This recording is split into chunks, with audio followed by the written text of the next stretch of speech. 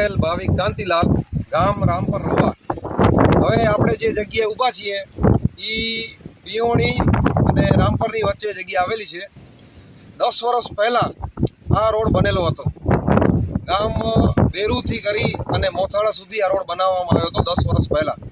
અને ઘણી બધી ગામવાળાઓની હેરાનગતિને લઈને જેમ બને એમ વહેલી તકે રોડ બનાવવામાં આવે એવી રીતે પ્રયાસો કરી અને 10 વર્ષ પછી રોડ પાસ થયો છે।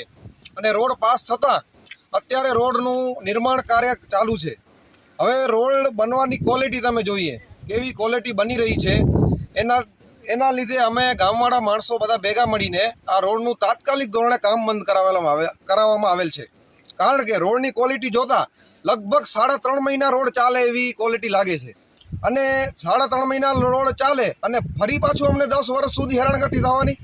અમારી બાઈકો સાધનો અમે આ રોડ વડે અમે મુસાફરી કરી છીએ, એક ટપડીયું એનો એક ઓજાર તૂટી ગયા છે।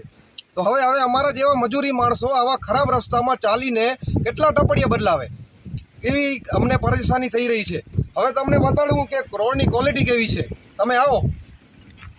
હવે આ રોડ બનાવવામાં આવ્યો છે, નથી કોઈ જાતની સાફ સફાઈ, આ હાથેથી હાલી આવે છે।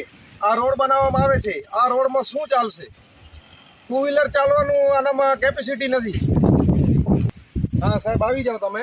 આ રોડની ક્વોલિટીનું આપણે કાર્ય જોઈએ। હવે આ જો આ હાથેથી હાલી આવે છે, નથી કોઈ જાતની સાફ સફાઈ। હવે આ રોડ બનાવતા હોય એમાં આપણા મજૂરી માણસને તો કોઈ ખ્યાલ હોય નહીં કે કેવી ટર્મ ને કન્ડિશન હોય। કેવું કરેલું બતાવજો, નીચે બતાવો, સાફ સફાઈ થયેલી છે। આ જો આ સાફ સફાઈ કેવી કરેલી છે। આ રોડને કોઈ જાતની સાફ સફાઈ કરવામાં આવેલ નથી અને સીધો ઉપર ડામરનો થર ચડાવવામાં આવે છે। એ પણ જો તમે એક કાંકરીનો ખાલી એક ઇંચનો દળ ચડાવવામાં આવે છે। હવે આ રોડ કેટલા દિવસ ચાલે એની શું ગેરંટી અથવા વોરંટી? અમે 10 વર્ષ 12 વર્ષ સુધી અમે તપસ્યા કરી અને હવે જો આ રોડ આવો બનાવવામાં આવે અને 3 મહિના પછી જો નીચે પડ્યો હોય, વરસાદ આવે અને નીચે પડ્યો હોય તો અમારે ક્યાં જવાનું?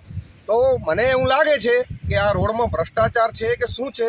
મોટા મહાનુભાવોને થોડોક જાણ થાય અને આની ચકાસણી થાય કાયદેસર તો અમને વધુ બેનિફિટ થશે।